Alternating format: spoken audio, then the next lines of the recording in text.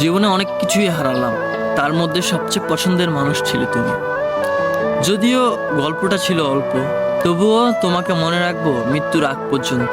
তুমি ছিলে আমার জীবনের সবচেয়ে পছন্দের মানুষ।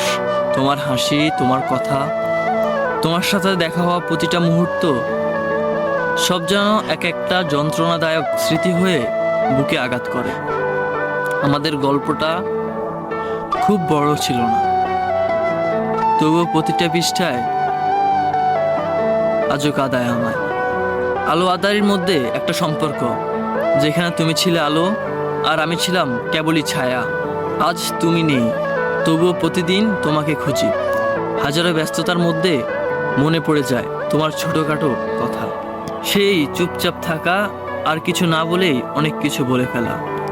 বিশ্বাস করো, এই হৃদয়টা আর কারোর জন্য পুনর্জীবিত হবে না, কারণ যে সত্যিকারে ভালোবেসেছিলাম সে তো তুমিই ছিলে। তোমার জায়গাটা আর কেউ কখনোই নিতে পারবে না। তোমাকে মনে রাখবো মৃত্যুর আগ মুহূর্ত পর্যন্ত। তখন হয়তো মনে মনে বলবো, জীবনে অনেক কিছুই হারালাম, তার মধ্যে সবচেয়ে পছন্দ